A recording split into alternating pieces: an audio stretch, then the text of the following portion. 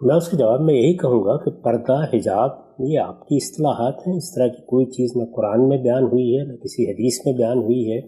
سلامتی ہے ان آنکھوں پہ جو ہدایت پہ نظریں جمائے بیٹھی ہیں، ان کانوں پہ جو ذکر خیر کے منتظر رہتے ہیں، اور ان قدموں پہ جو ہدایت کی راہ پہ گامزن ہیں۔ ایک سوال اگر آپ سے پوچھا جائے کہ علماء نے یہ اعتراض کیا تھا کہ آپ عورت کے پردے کے قائل نہیں ہیں، تو یہ جتنی گفتگو ہم نے کی پچھلے 4-5-6 گھنٹوں میں، اس میں آپ کا جواب کیا ہوگا علماء کے استدلال پہ، اور خود آپ کا جو استدلال تھا کہ اللہ نے اس بارے میں کوئی حکم دیا ہے کہ نہیں دیا؟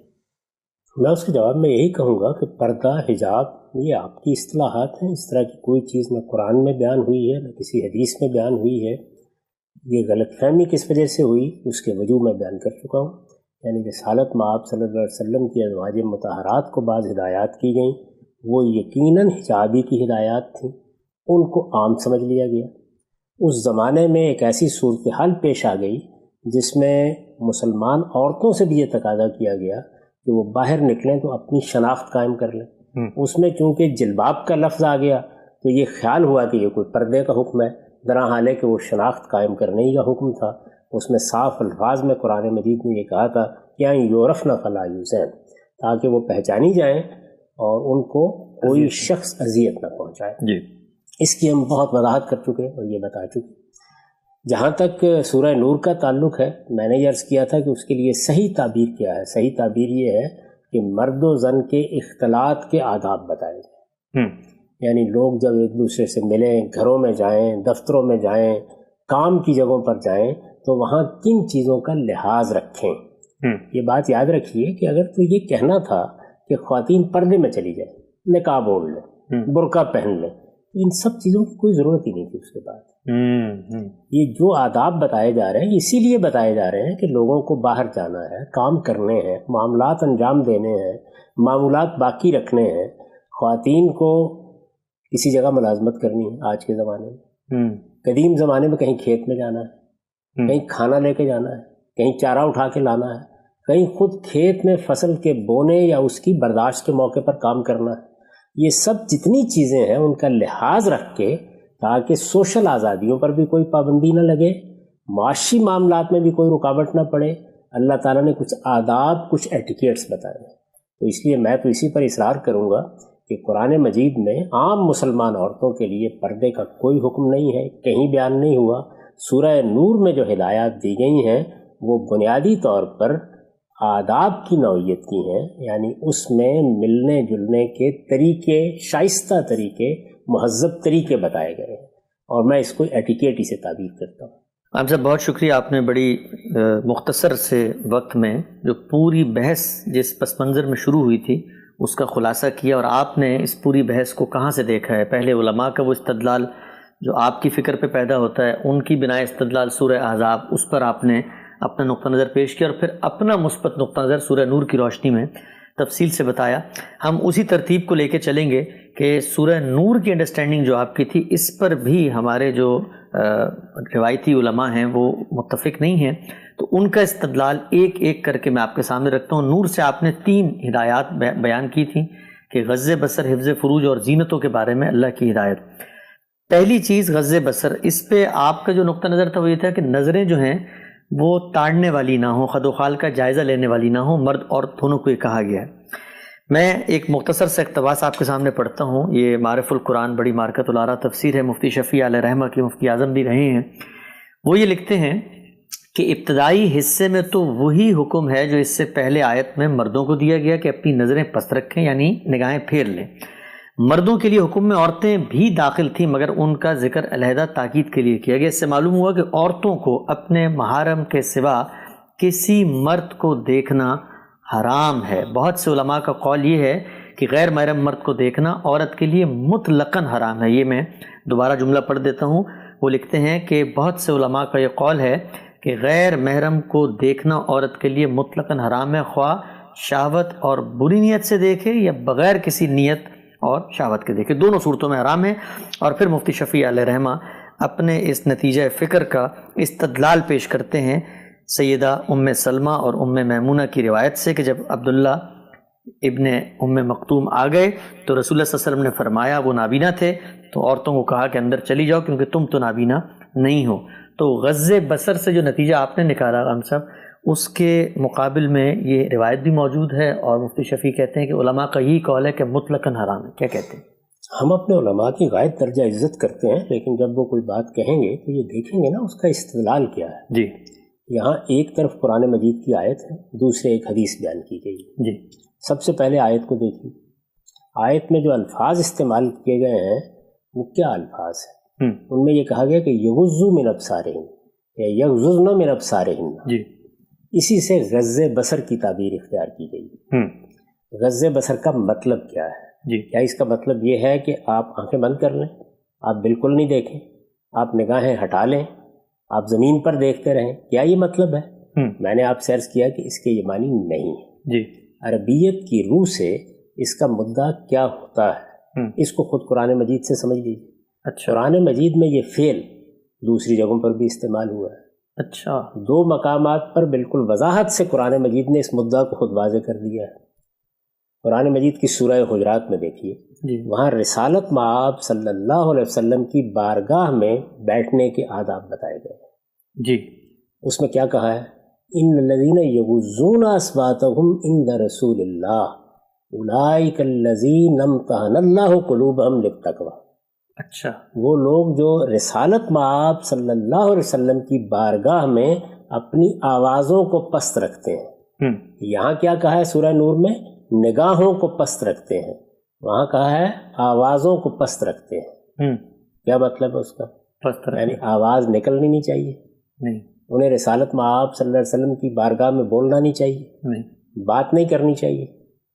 تو جو مدعا وہاں ہے وہی مدعا یہاں. یعنی ایک ہی فعل ہے جو استعمال ہوا. ایک ہی فعل استعمال ہوا. اچھا. وہی غض یغض ہے. یعنی یہاں اس کا مفعول ابصار ہے، وہاں اصوات ہے. اچھا. آپ اپنی آواز کو پست رکھیں، یہاں کہا ہے اپنی نگاہ کو پست رکھیں. تو آواز کی پستی کا کیا مطلب ہے؟ یعنی آپ مخاطب کا احترام ملحوظ رکھیں، عزت ملحوظ رکھیں. آواز میں ایسی کرخت کی نہ ہو، آواز کو بلند کرنے کی کوشش نہ کریں، بات کو آگے بڑھانے کا طریقہ اختیار نہ کریں، بارگاہ نبوت کے آداب کا لحاظ رکھیں. یہی کہیں گے نا. جی. تو بالکل یہی بات ہم یہاں کہہ رہے ہیں. یعنی اپنی نگاہوں کو کھلا نہ چھوڑ دیں، نگاہیں بچا کے رکھیں. وہ خط و خال کا جائزہ لینے والی نہیں ہونی چاہیے، وہ تاڑنے والی نہیں ہونی چاہیے، ان میں شرافت ہونی چاہیے. تو نگاہ کی پستی سے یہاں یہ مراد ہے. اچھا دوسری جگہ دیکھیے، قرآن مجید نے سورہ لقمان میں ہمیں عمومی زندگی سے متعلق بعض چیزوں پر تنبیہ کی، اخلاق کی ہدایات دی. وقصد فی مشیک وغضض من صوتک انا انکر الاصوات لصوت الحمیر. یعنی اپنی چال میں میانہ روی پیدا کرو، اپنی آواز میں پستی رکھو، یعنی کہ چپ ہو جاؤ. وغضض من صوتک. اس کے بعد دیکھیے کوئی گنجائش نہیں رہے گی، باقی واضح کر دیے انا انکر الاصوات لصوت الحمیر. سب سے بری آواز گدھے کی آواز ہوتی ہے. تو یعنی بری آوازیں جو ہے وہ نہیں ہونی چاہیے، چیخنے چلانے کا طریقہ نہیں ہونا چاہیے. یہ کوئی آدمی خطابت میں اختیار کرے، گفتگو میں اختیار کرے، بات چیت میں اختیار کرے، ظاہر ہے کہ یہ محمود نہیں ہوگا، مذموم ہوگا. تو بالکل وہی بات جو یہاں کہی گئی ہے وہ یہاں کہی گئی ہے. تو میرے نزدیک تو عربیت کی روح سے اس کا صحیح مفہوم وہی ہے جو میں نے بیان کر دیا ہے. یعنی ہماری نگاہوں میں حیا ہونی چاہیے. جس طرح کی ایک شریف آدمی کی نگاہ اٹھتی ہے یہ ویسی نگاہ ہونی چاہیے. ہم اپنی بہو بیٹیوں کو جس نگاہ سے دیکھتے ہیں ایسے ہی ہمیں اجنبی خواتین کو دیکھنا چاہیے. بات کرنا پڑتی ہے، نگاہ اٹھانا بھی پڑتی ہے. آپ کہیں کام کر رہے ہیں، کسی دفتر میں ہیں، آپ کہیں پڑھا رہے ہیں، آپ متعلم ہیں یا معلم ہیں، ہر جگہ نگاہیں اٹھیں گی، لیکن وہ نگاہیں کیسی ہونی چاہیے؟ تو غض بصر کا مدعا یہ ہے. ان دونوں جگہوں کے اوپر ذرا آپ وہ ترجمہ کیجئے جو مولانا نے فرمایا. تو یہ علماء نے کہیے کہ آواز نکالنا حرام ہے، بات کرنا حرام ہے، کہیں گے یہ بات؟ نہیں. یہی کہیں گے کہ آواز میں تہذیب ہونی چاہیے، آواز میں پستی ہونی چاہیے. اس کا تقابل کر کے قرآن نے بتایا انا انکر الاصوات لصوت الحمیر. گدھے کسی آوازیں نہ نکالا کرو. تو یہاں کیا ہے؟ آواز نکالنے سے نہیں روکا جا رہا، آواز کی نوعیت زیر بحث. رسالت مآب صلی اللہ علیہ وسلم کی بارگاہ میں بھی یہی صورتحال ہے. تو میرے نزدیک تو یہ مدعا کسی طرح بھی ان الفاظ سے برآمد نہیں کیا جا سکتا. جہاں تک روایت کا تعلق ہے، آپ جانتے ہیں کہ ہم اس پر پہلے تبصرہ کر چکے ہیں. یعنی پہلی چیز یہ کیا ہے؟ پہلی چیز یہ ہے کہ اگر روایت کو آپ مان لیجئے، برسبیل تنزل قبول کر لیجئے، تو روایت کا تعلق ازواج مطہرات سے. ان کے لیے تو ازواج مطہرات کے بارے میں ہم کہہ چکے کہ ان پر یہ پابندی عائد کی گئی تھی. ان کو گھر سے باہر بھی نہیں جانا تھا, ان کے ہاں اجنبی لوگوں کو بھی نہیں آنا تھا, ایک خاص دائرے سے باہر کے لوگوں کے ساتھ میل ملاقات ہی کو بند کر دیا گیا تھا. جی یہ ہم دیکھ چکے. اس میں اگر رسالت مآب صلی اللہ علیہ وسلم نے یہ فرمایا تو اس پر کوئی اعتراض وارد نہیں ہوتا, نہ کوئی استبعاد پیدا ہوتا ہے. لیکن میں بتا چکا آپ کو اس سے پہلے کہ روایت ضعیف ہے. اس وجہ سے جب روایت میں ضعف ہو تو رسالت مآب صلی اللہ علیہ وسلم کی نسبت سے اس کو بیان نہیں کرنا چاہیے. یعنی ہم یہ تو کہہ سکتے ہیں کہ یہ چیز قرآن مجید کے احکام سے یا فطرت کے مقتضیات سے واضح ہوتی ہے. یہی چونکہ روایت میں بیان ہوئی ہے یا کوئی اجتہادی مسئلہ ہے تو چلیے ضعیف روایت بھی پیش کر دیں, لیکن حضور کی نسبت سے اس کو پیش نہیں کرنا چاہیے. تو یہ باتیں میں اس سے پہلے عرض کر چکا ہوں. اس لیے میرے نزدیک ان دونوں باتوں میں کوئی وزن نہیں. ٹھیک. اچھا ہم صاحب یہ بتائیے کہ جو لکھا ہے اور یہ ایک نمائندہ رائے ہے, یہی ہمارے روایتی علماء پیش کرتے ہیں نور میں غض بصر سے جب وہ مراد لیتے ہیں, یہاں ہوا کیا ہے؟ یعنی ہم ان کی جگہ پر کھڑے ہو کر اگر سمجھیں کہ انہوں نے سورہ احزاب پہلے پڑھ لی ہے, یہ طے کر لیا ہے, اب وہ غض بصر کو دیکھ رہے ہیں تو یہ نتیجہ نکل رہا ہے, مطلب وہ کیوں یہ بات کر رہے ہیں؟ اس میں دیکھیے, یہ ہم اگر اس پس منظر میں جائیں گے تو بہت سی باتیں کہی جا سکتی ہیں, لیکن جو چیزیں متعین ہیں بس ان تک ہی بات کو محدود رکھنا چاہیے. ٹھیک. یعنی علم کی روایت ہمیشہ پیش نظر بھی رہنی چاہیے اور اہل علم کی عزت بھی کرنی چاہیے. ٹھیک. میرے نزدیک کسی قوم کی بڑی بدقسمتی ہوتی ہے کہ وہ اپنے ہاں علمی اختلافات کی بنیاد پر استخفاف یا استہزاء کا طریقہ اختیار کرتے ہیں.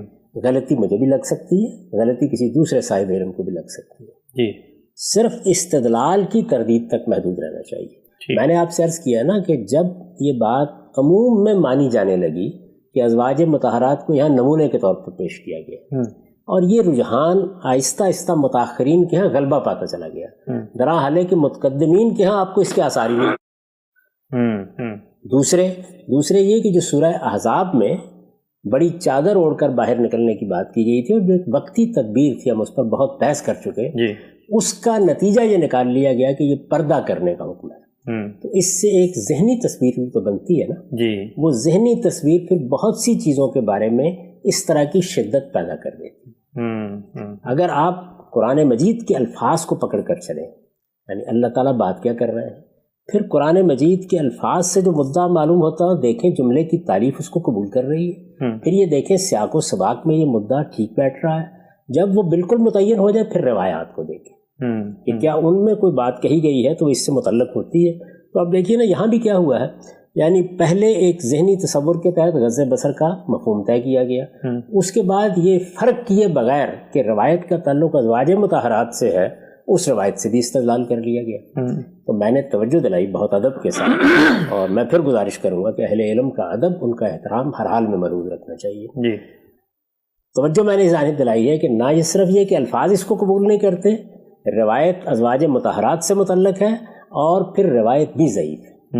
تو اس لیے یہ سارا کا سارا استدلال بے بنیاد استدلال ہے. ٹھیک. اچھا ہم صاحب اگر نتیجے کے لحاظ سے دیکھیں, مثلا ہم یہ کہتے ہیں سارے احکام کا مقصد مذہب کے پیوریفیکیشن ہے, تزکیہ ہے, تو اگر نتیجے کے اعتبار سے مفتی صاحب کی رائے کو دیکھیں کہ بھئی نگاہیں آپس میں ان کا میل جولی نہ ہو, تو وہ جو باقی کی ساری ہدایات ہیں, فتنہ پیدا نہ ہو, زنا کی طرف میلان نہ ہو, خد و خال کا جائزہ نہ لے, تو یہ تو مطلب نتیجے کے لحاظ سے تو بڑی زبردست رائے ہے کہ اس سے تو مذہب کا اصل مقصد بہت آسانی سے حاصل ہو سکتا ہے. یہ دیکھیے بات یہ کہ مذہب کا مقصد کس طرح حاصل ہوگا یہ میں نہیں بتاؤں گا, یہ مفتی صاحب بھی نہیں بتائیں گے, یہ اللہ تعالیٰ ہی بتائیں گے. یعنی یہ تو ہو سکتا ہے کہ ہم مقصد طے کرنے کے لیے بیٹھیں اور لوگوں کو ہر کام ہی سے روک دیں. آپ جانتے ہیں کہ لوگوں نے جب مذہب کا مقصد خود طے کیا تو اس میں تو رہبانیت بھی پیدا ہو گئی, لوگوں نے دنیا چھوڑ دی, وہ تپسیا کرنے کے جنگلوں میں نکل گئے. تو اللہ تعالیٰ نے جو پیغمبروں کے ذریعے ہدایت دی ہے اس کا مقصد ہی یہ ہے کہ انسان کو ان اختلافات سے نکال دیا جائے اور اس کو وہ راہ راست دکھائی جائے, صراط مستقیم دکھائی جائے جس میں کوئی بے اعتدالی نہ ہو. آپ اللہ تعالیٰ کے احکام میں بیان کر چکا نا سب کے سب پچھلی نشستوں میں, ان کو سامنے رکھ کر دیکھیں. یعنی ان میں آداب بھی ہیں, ان میں بعض احتیاطوں کو بھی ملحوظ رکھنے کی ہدایت کی گئی ہے, ان میں تہذیب اور ثقافت کے پہلو بھی ملحوظ ہیں, اور اس کے ساتھ زندگی کے معاملات پر کوئی پابندی نہیں لگتی. یعنی خواتین کام کرنا چاہتی ہیں، وہ کھیتوں میں جانا چاہتی ہیں، وہ دفتروں میں جانا چاہتی ہیں، وہ پڑھانا چاہتی ہیں، وہ طبی خدمات انجام دینا چاہتی ہیں، کسی جگہ پر بھی کوئی رکاوٹ نہیں پیدا ہوتی. وہ اپنی زندگی کے تمام معاملات انجام دے سکتی ہیں اور اپنی شناخت کو قائم رکھ کے انجام دے سکتی ہیں، یعنی اس شناخت کو فراموش کر کے نہیں. یہ چیز بھی حاصل ہوتی ہے اور وہ تہذیبی اقدار بھی قائم رہتی ہیں جو اللہ تعالیٰ چاہتے ہیں کہ قائم رکھیں. تو اللہ کے دین ہی سے پوچھنا چاہیے کہ وہ اپنے مقصد کو پیش نظر رکھ کر ہمیں کس چیز کا پابند کرتا ہے اور کتنا پابند کرتا ہے. اس میں اپنی طرف سے آپ پاؤں کو سیر نہیں بنا سکتے. ٹھیک. لیکن عام صاحب اگر کوئی کسی معاشرت میں ہمیں دیکھیں کہ نگاہیں آوارہ ہو رہی ہیں اور لوگوں کے اندر اس طریقے سے خد و خال کا جائزہ لینے کی ایک رسم پیدا ہو رہی ہے، فیشن کے وہ ٹرینڈز ہیں جن سے جنسی اعضاء نمایاں ہوتے ہیں، تو امکان ہے کہ نگاہوں کا میلان ہوگا خد و خال کا جائزہ لینے پر. تو کیا کوئی مجتہد، کوئی عالم غض بصر کی ہدایت کو سامنے رکھ کر یہ استدلال نہیں کر سکتا کہ اللہ نے تو کہا تھا جب دیکھو تو ایسی نگاہ نہ ہو، لیکن اب چونکہ دیکھنے سے چیز ہی یہ پیدا ہو رہی ہے تو ہم سدن لے ذریعہ ایک پریکاشنی میجر کے طور پہ لوگوں کو کہتے ہیں کہ آپ دیکھیں ہی نہیں، بس نگاہیں شرمیلی کر کے نیچے جھکا کے رکھیں. تو یہ ساری ہدایات سد ذریعہ ہی کی ہدایات ہے. جب اللہ تعالیٰ کسی چیز کے بارے میں سد ذریعہ کے احکام دے دیں تو پھر آپ اس پر مزید احکام دیں گے تو یہ تو شریعت سازی ہو جائے گی، یہ اللہ تعالیٰ کے مقابلے میں قانون سازی ہو جائے گی. یعنی اگر تو اللہ تعالیٰ نے صرف یہ بات کہی ہوتی کہ تم بدکاری کے قریب نہ جاؤ.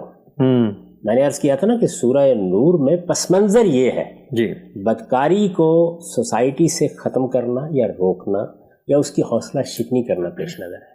اس کو ایک بڑا گناہ قرار دیا گیا، اس کی سزا بیان کی گئی، اس کے بعد تہمت کی سزا بھی بیان کر دی گئی. یہ پس منظر ہے. اگر بات اتنی ہی ہوتی اور اللہ تعالیٰ نے خود سد ذریعہ کے طور پر یہ ہدایات نہ دی ہوتی اور علماء یہ کہتے کہ لوگوں کو بدکاری سے روکنے کے لیے، کیونکہ اللہ تعالیٰ کہتے ہیں کہ لا تقربوا الزنا، تم زنا کے قریب بھی نہ جاؤ، تو ہم یہ ہدایات ان کو دے رہے ہیں. لیکن وہ بھی اس اسلوب میں نہیں دی جا سکتی کہ یہ حرام ہے، یہ حلال ہے. اس میں یہ اسلوب اختیار کیا جاتا ہے کہ دیکھیے اللہ تعالیٰ نے آپ کو فلاں چیز سے روکا ہے، یہ چیز اس تک جانے کا ذریعہ بن سکتی ہے، اس میں احتیاط کیجیے. تو ہم جب اپنی کوئی رائے بیان کرتے ہیں یا اپنی طرف سے کوئی احتیاط تجویز کرتے ہیں، سجیسٹ کرتے ہیں، تو اس کو لب و لہجہ یہ ہونا چاہیے. اس کے لیے یہ الفاظ اختیار ہی نہیں کیے جا سکتے. یہ الفاظ تو اسی وقت اختیار کیے جائیں گے جب اللہ تعالیٰ اور اللہ کا پیغمبر کسی بات کے بارے میں ہدایت دے گا. ہمارا کام نہیں ہے کہ ہم اپنی طرف سے حلال اور حرام کے فتوے دیں. ہمیں بتانا پڑے گا کہ ہم جس چیز کو جائز قرار دے رہے ہیں اس کے لیے دین میں کیا استدلال ہے، جس کو ناجائز قرار دے رہے ہیں اس میں دین کے لیے کیا استدلال ہے. ٹھیک ہے. ہم سب آگے بڑھتے ہیں. سورہ نور کی جو دوسری ہدایت آپ نے بیان کی تھی وہ حفظ فروج سے متعلق تھی، اور اس میں ہم نے بہت تفصیل سے بات کی کہ حفظ فروج قرآن نے ایک اصطلاح استعمال کی، اس کو ہم الفاظ کو سامنے رکھ کے اپلائی کریں گے انسانی باڈی پہ، اور وہ کیا چیزیں ہیں جن کا چھپانا لازم ہے. پھر آپ نے بتایا تھا بہتر اور پھر بہترین. سوال یہ پوچھا جاتا ہے، اور ہمارے جو روایتی مذہبی علماء کا استدلال ہے وہ یہ کہ ہمارے فقہا نے اس کے لیے جو اصول سامنے رکھا ہے وہ یہ ہے کہ چیزوں کو استثناء دے دیا ہے اور باقیوں کو ڈھانپنے کا حکم ہے. مثلا یہ بتا دیا کہ یہ چیزیں نہیں نظر آئیں گی، یہ چیزیں نظر آ سکتی ہیں لیکن باقی ڈھپی ہونی چاہیے. آپ نے جو چیز بتائی تھی قاعدہ کہ شرم گاہیں اور متصل اعضاء چھپائے جائیں گے، تو سوال یہ پیدا ہوا کہ جو مثلا عورت کی کمر ہے اس نے شرم گاہ بھی چھپا لی، اس نے سلیو بھی پہن لی، لیکن اگر وہ پیچھے سے کمر کو ننگا چھوڑ کے چلتی ہے تو یہ لازم حکم ہے، تو پھر کمر شامل نہ ہوئی. نہیں، دیکھیے بات یہ ہے کہ ہم نے جو پہلا درجہ بیان کیا ہے یہی ہے کہ تمام متصل اعضاء چھپائے جائیں. تو کمر متصل اعضاء، بالکل، اس میں کیا شبہ ہے. اچھا، آپ پیچھے سے بھی دیکھتے ہیں، آپ آگے سے بھی دیکھتے ہیں. اچھا اچھا اچھا. یہ تو نہیں کہا جا سکتا کہ آپ کی شرمگاہیں آگے ہی ہیں، شرمگاہیں پیچھے بھی ہیں. اور یہ سینے کی شرمگاہ جو ہے اس کا تعلق جس طرح سے بازوؤں کے ساتھ ہے، جس طرح سے گریبان کے ساتھ ہے، اسی طرح آپ کی پشت کے ساتھ بھی ہے. تو یہ سارے حصے تو چھپائے جائیں گے لازماً، یہ ہم نے بیان کر دیا. اور یہ بات بھی واضح کر دی کہ اس کو چھپانے کے بعد آگے بڑھنا چاہیے. جی ہاں، ترغیب دینی چاہیے. اس کی ترغیب کا مقام بالکل اور ہوتا ہے. دین میں نے مثالیں دے کے واضح کیا تھا کہ ہر چیز نہ فرض ہوتی ہے نہ ہر چیز حرام ہوتی ہے. یعنی ایک چیز فرض کی جاتی ہے اور کچھ مستحبات کی ترغیب دی جاتی ہے. نماز فرض ہے، آپ نے 2 رکعت فجر پڑھنی ہے. اس کے بعد کیا ہے؟ اس کے بعد مستحبات ہے، نوافل ہے. آپ نے روزے رکھنے ہیں رمضان کے، اس کے بعد نوافل ہے. آپ نے ایک حج کر لیا، اس کے بعد نوافل ہے۔ بالکل اسی طریقے سے آپ کو یہ بتایا جاتا ہے کہ یہ کچھ تو آپ کو لازماً کرنا ہے۔ اس کا ہم نے اصول کیا بیان کیا تھا کہ چونکہ قرآن مجید نے حفظ فروج کے الفاظ استعمال کیے ہیں، محض یہ نہیں کہا کہ آپ اپنی شرمگاہ کو ڈھانپ لیں۔ اگر بات اتنی ہوتی تو پھر تو آپ شرمگاہ کو اسی طرح ڈھانپ لیتے جس طرح کہ اتفق یکسفان علیہ من برق الجنہ میں بیان ہوا ہے، تو بس مدعا پورا ہو جاتا، 2 پتے لٹکا لیتے ہیں، 2 پتے لٹکا لیتے۔ لیکن قرآن مجید نے حفظ فروج کہا تو ہم نے اس کے مضمرات کو کھول کر یہ بتایا کہ اس میں یہ پھر لازم ہوگا کہ شرمگاہوں کے متصل اعضاء کو بھی چھپایا جائے، یہ تو لازم ہوگا جی۔ اس کے بعد آپ آگے بڑھیں گے نا جی، یعنی آپ کو معلوم ہو گیا کہ آپ کا پروردگار کیا چاہتا ہے، تو جیسے یہ معلوم ہو جائے کہ پروردگار کیا چاہتا، نماز میں معلوم ہوا پروردگار عبادت چاہتا ہے، پرستش کے تعلق کا اظہار چاہتا ہے، تو اب ہم کیا کرتے ہیں؟ نوافل کی طرف جاتے ہیں۔ بالکل اسی طرح لباس پہ مستحبات کی طرف جانا چاہیے، تو اس کی دونوں سٹیجز میں نے واضح کر دی کہ آپ کو بتا دیا۔ ٹھیک، ہم سب یہ کہا جاتا ہے جب آپ یہ بات کرتے ہیں، آپ نے بڑی تفصیل سے بتایا بھی، اس پر اعتراض یہ کیا جاتا ہے کہ مان لیا چلیں یہ لازم ہے، لیکن لازم پر جتنا زور دیا جاتا ہے، جتنی تفصیل سے بتایا کہ یہ چیزیں چھپی ہونی چاہیے، جو مستحبات یا مطلوب ہیں اس کے اوپر بھی تو غامدی صاحب کو اسی تفصیل سے گفتگو کرنی چاہیے۔ یعنی لوگ یہ پوچھتے ہیں کہ یہ تو بتا دیں گے غامدی صاحب کہ بھائی فقہا نے اگر اس کو لازم کیا ہے تو میرے نزدیک لازم یہ ہے، اس سے زیادہ لازم نہیں ہے، لیکن دوپٹہ اوڑھنا چاہیے، بہتر کی طرف جانا چاہیے، اس میں حیا کے تقاضے پیدا ہوتے ہیں، اس کی ترغیب روزمرہ کی گفتگوؤں میں، پروگرامز میں، ان محافل میں جہاں وہ بیٹھتے ہیں، نہ لوگوں میں اس کا اثر نظر آتا ہے۔ دونوں سوالوں کا جواب دیجیے گا ہم صاحب کہ آپ کے جو ٹی وی پہ پروگرام آتے ہیں، لوگ یہ پوچھتے ہیں کہ اتنا عرصہ ہو گیا عورتیں غامدی صاحب کے ساتھ بیٹھی ہوئی ہیں، تو وہ بیٹھنے کے بعد، ان کی گفتگو سننے کے بعد نتیجے کے طور پہ وہ بہترین کیوں نہیں آیا؟ دوپٹوں کے بغیر مخلوط نشستیں ہو رہی ہوتی ہیں، تو کیوں نہیں روکتے ان کو غامدی صاحب کہ ان کو کہیں بھی تو آپ بہتر لباس پہن کے آئیں میرے پاس؟ اور دوسرا یہ کہ خود کیوں نہیں ترغیب دیتے؟ کبھی کبھی لکھا بتایا کہ جی دوپٹے بڑی اچھی چیز ہیں، بس وہ لازم پر بہت تفصیل سے بحث ہوتی، باقی بہترین کہہ کے نکل جایا جاتا ہے۔ دیکھیے اس میں 3 چیزیں ملحوظ رکھیے۔ ایک تو یہ چیز ہے کہ جب دین کی کوئی غلط تعبیر ہو جائے تو پہلے مرحلے میں تو اس کی اصلاح کی ضرورت ہوتی ہے۔ اچھا، یعنی چونکہ یہ بات طے کر دی گئی کہ خواتین کے لیے کوئی پردہ لازم کیا گیا ہے، وہ باہر نکل نہیں سکتی ہیں، ان کا دائرہ عمل ان کا گھر ہے، وہ اگر باہر نکل کے کسی دفتر میں جاتی ہیں یا کہیں کسی طبی خدمت کو انجام دیتی ہیں یا پڑھانے کی کو خدمت انجام دیتی ہیں، تو اصلاً وہ اپنے دائرہ عمل سے باہر قدم رکھ رہی ہیں، اور ان کو اپنے پورے جسم کو ڈھانپ کر رکھنا چاہیے، بلکہ دستانے بھی پہننا تو زیادہ موضوع ہو جائے گا۔ اب ظاہر ہے کہ یہ چیز چونکہ دین میں کوئی بنیاد نہیں رکھتی، تو پہلا مرحلہ تو یہ تھا کہ اس کو واضح کیا جائے، تو زیادہ تر گفتگو اس پر ہو جاتی ہے۔ اچھا، اس کے بعد دوسری چیز کیا ہے؟ دوسری چیز یہ ہے کہ اگر کوئی خاتون دین کی طرف رغبت اختیار کر لیتی ہے اور وہ آپ سے پوچھتی ہے کہ اب مجھے آگے بڑھنا ہے، تو نوافل اس وقت زیر بحث آیا کرتے ہیں۔ اچھا، پہلے تو اس کو لازم کروانا ہے۔ میں آپ سے عرض کروں کہ اس میں ایک بہت دلچسپ واقعہ ہوا جی۔ آپ جانتے ہیں کہ ایک بڑی شہرت یافتہ کھلاڑی ہیں ثانیہ مرزا جی، ان کے لباس کا معاملہ ہندوستان میں زیر بحث آ گیا جی۔ تو ہندوستان کے ایک جلیل القدر عالم مولانا وحید الدین صاحب سے پوچھا گیا اس معاملے میں کہ آپ کیا کہیں گے، تو انہوں نے کہا کہ مجھ سے تو یہ ثانیہ مرزا نے سوال نہیں کیا، آپ کو کیا تکلیف ہے اس میں؟ تو جب کوئی خاتون آپ سے پوچھتی ہے اور 10 خواتین مجھ سے پوچھتی ہیں تو میں ان کو یہ ساری باتیں بتاتا ہوں۔ اچھا، یہ دین کی دعوت یا دین کا پیغام پہنچانے کا یہ طریقہ نہیں ہوتا کہ آپ ہر جگہ لٹ لے کے کھڑے ہو جائیں۔ یعنی کچھ مواقع وہ ہوتے ہیں جہاں صرف لوگوں کو یہ بتانا مقصود ہوتا ہے کہ دین کے جس حکم سے جیسے کہ وہ بتایا گیا ہے وہ الجھن محسوس کر رہے ہیں، تو دین کا حکم اس طرح نہیں ہے، وہاں یہ ایجوکیشن ہے۔ اب جب انہیں معلوم ہو گیا کہ دین کچھ آداب بتاتا ہے، اور یہ جو آداب میں نے اب بیان کیے ہیں یہ میں نے 10 مرتبہ واضح کیے ہیں، اب ذرا زیادہ تفصیل کے ساتھ بیان کیا ہے، اس وقت بالاجمال بیان کیا ہے، پھر اس کا نتیجہ کیا ہے؟ اس کا نتیجہ یہ ہے کہ لوگوں میں کیا رغبت پیدا ہوئی۔ وہ جو لوگوں میں رغبت پیدا ہوتی ہے وہ ہمیشہ انفرادی ملاقات یا انفرادی استفسار کی صورت اختیار کرتی ہے۔ یعنی ایک شخص نے آپ سے نماز کے بارے میں کچھ سنا، اور نماز کے بعد سننے کے بعد اس نے آپ سے پوچھا کہ اچھا یہ بتائیے اس سے پہلے تو نماز میں کوتاہی ہوتی تھی، تو میں فجر کی نماز سے شروع کروں، اب کیا میں 2 نمازیں پڑھ لیا کروں، کیا میں 3 نمازیں پڑھ لوں، اچھا ہر نماز کے لیے وضو کرنا پڑے گا؟ تو اب گویا تعلیم تربیت کا مرحلہ شروع ہوتا ہے۔ یہ بلکہ میں باقی اہل علم سے بھی کہوں گا کہ انہیں معاشرے میں داروغہ بن کے نہیں رہنا چاہیے، وہ دین کی شائستہ اور مہذب طریقے سے وضاحت کریں، آپ سے کوئی پوچھنے کے لیے آئے تو پھر اس کو بتائیں، ایک پہلو۔ دوسرا یہ ہے کہ مختلف مجالس میں خواتین آتی ہیں جی، آپ پہلے مرحلے میں ان سے یہ کہیں گے کہ آئندہ آپ کو آنا ہے تو ان حدود کی آپ پابندی کر کے آئیں۔ تو میں یہ عرض کرتا ہوں کہ یہ تو عام آداب ہے، کیا تمام مرد جو آتے ہیں ان سے بھی پہلے یہ سوال کیا جائے کہ آپ نماز کے پابند ہیں یا نہیں؟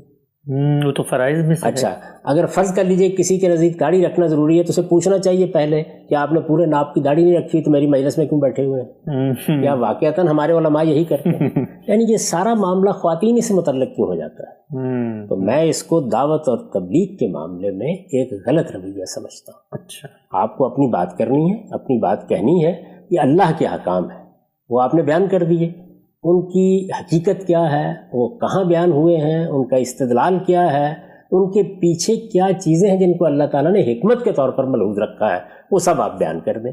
لوگوں نے فیصلہ کرنا ہے کہ وہ کتنا عمل کریں گے۔ ہمارا کام ایک ایک فرد کو متنبع کرنا یا اس کو براہ راست کسی مجلس میں بیٹھ کے توجہ دلانا نہیں ہے۔ یہ طریقہ خود رسالت مآب صلی اللہ علیہ وسلم نے کبھی اختیار نہیں کیا۔ اللہ تعالیٰ نے بھی یہاں یہ دیکھیے کہ جب یہ ہدایات دی ہیں تو ظاہر ہے کہ معاشرہ ہے نا، وہاں کچھ صحابیات ہیں، صحابہ کرام ہیں، انہیں کو مخاطب کیا ہے، لیکن ہدایات بیان کر دی ہیں، کسی فرد کو موضوع نہیں بنایا۔ تو کسی فرد کو کبھی موضوع نہیں بنانا چاہیے۔ آپ نماز پر گفتگو کر رہے ہوں اور آپ یہ کہیں کہ اچھا یہاں تو 4 لوگ بیٹھے ہوئے، ہم جانتے ہیں کہ وہ نماز نہیں پڑھتے۔ ہمارا کام یہ ہے کہ ہم اللہ تعالیٰ کا دین بتائیں، یہ نہیں ہے کہ ہم داروغے بن کے ان کے پیچھے پڑ جائیں۔ ہاں، جب کوئی شخص آپ سے آگے بڑھ کے پوچھتا ہے، پہلے مرحلے میں آپ وہی بتائیں گے۔ عامت الناس کو فرض نماز ہی کی تعلیم دینی چاہیے، مستحبات کی تعلیم دینے کی کوئی ضرورت نہیں ہے، وہ آپ نے بیان کر دیے۔ کسی موقع کے اوپر اصولی بحث تھی، وہاں اس کو واضح کر دیا۔ فرد آپ کے پاس آئے گا، یہ کہے گا اب میں نے نماز پڑھنا شروع کر دی ہے، میں اب فرض نماز کا پابند ہو گیا ہوں۔ اب اسے آپ بتائیے کہ اگر اللہ توفیق دے تو مستحبات کا بھی، نوافل کا بھی اہتمام کرو، اس لیے کہ درجات اسی سے بلند ہوتے ہیں، اسی سے تم بہتر سے بہتر جگہ اللہ کے فردوس میں حاصل کرنے میں کامیاب ہوگے۔ جہاں تک اس چیز کا تعلق ہے کہ خواتین کو یہ بتایا جائے کہ ایک مسلمان خاتون کی حیثیت سے انہیں اس بہترین لباس کی طرف جانا چاہیے۔